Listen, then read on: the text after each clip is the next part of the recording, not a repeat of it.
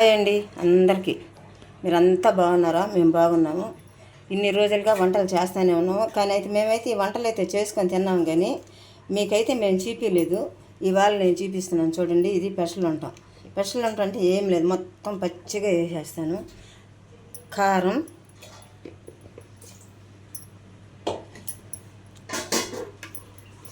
ఎక్కువ వేయాలి. ఈ స్పూన్తో 4 స్పూన్ల కారం, 3 వేసాను. 4 స్పూన్ల కారం. 4 అంటే 50 గ్రాములు ఉంటుందండి. అది ఇదండి. ధనియాల పొడి అర టీ స్పూన్ కొంటే తక్కువ. ఎందుకని అంటే మసాలాల్లో వేసున్నాము. ఉప్పు రుచికి తగినంత. ఈ విధంగా మేము చాలాసార్లు చేస్తాం. మేము చేసేది కూడా అలాగే, కానీ యూట్యూబ్ కూడా 1-2 సార్లు కూడా చూపించున్నాను. మీరు అది గమనించారో లేదో నాకు తెలియదు, కానీ నేను మళ్ళీ ఒకసారి చేస్తున్నా. పసుపు,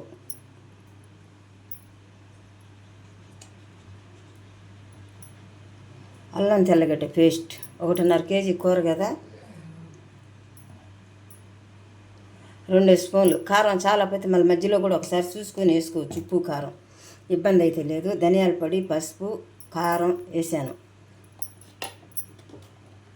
అన్నీ కొలతల ప్రకారమే వేసుకోవాలి. వేసాను. నూనె 4, ఇది చిన్నది 50 గ్రాములు టీ కాదు, మొత్తం కలిపితే ఒక 50 గ్రాములు వేస్తాను నూనె.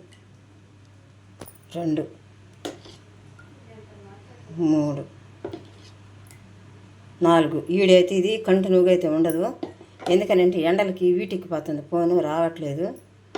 ఇంకొకటి కూడా వేసాను. అయితే ఈ కూర 2 విధాలుగా చేసుకోవచ్చు. ఇలా గ్రేవీ లాగా చేసుకోవచ్చు, మధ్య రకం పులుసులాగా చేసుకోవచ్చు. గ్రేవీ అంటే అది పులుసులాగా చేసుకోవచ్చు, ఫ్రై లాగా కూడా చేసుకోవచ్చు. దీంట్లో చెక్క, లవంగాలు, ధనియాలు అన్నీ ఏం చేసాము, ఇలా బాగా కలిపేసుకోవాలి కూర.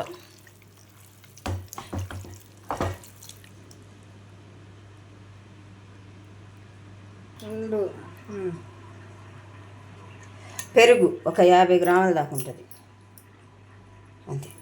నిమ్మకాయ మాట్లాడితే ఏం కాదు. నిమ్మకాయ ఇలాగంతా.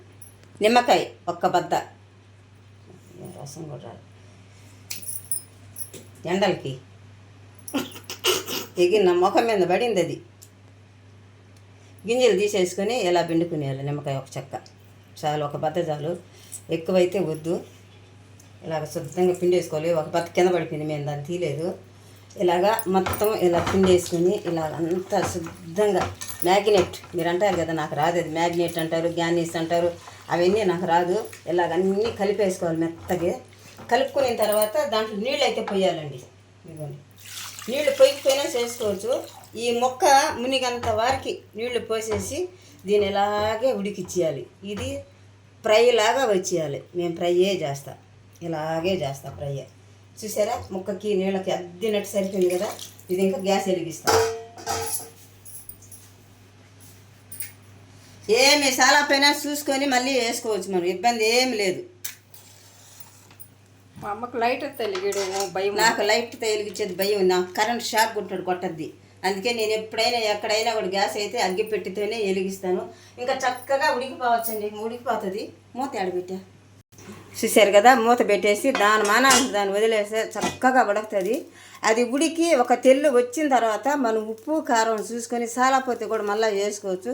సూపర్గా ఉంటుంది, ఎమ్మీగా ఉంటుంది. దీనిలో ఇప్పుడు కరివేపాకు, కొత్తిమీర, ఎర్రగడ్డలు, టమాటాలు వేయడానికి మర్చిపోయా, ఇప్పుడే వేసేస్తాను. అది ఎట్లా టక్కని గుర్తుకొచ్చేసింది.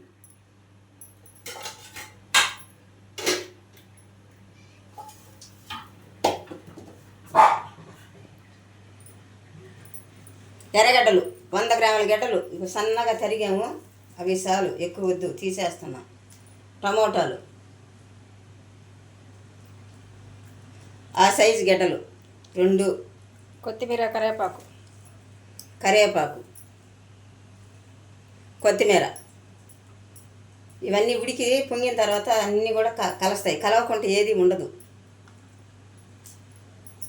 అంతేనండి. చక్కగా మూత పెట్టేస్తాను. మనం చూసే మనసును బట్టించి, ఆలోచించే విధానాన్ని బట్టించి ఏదైనా ఉంటుంది.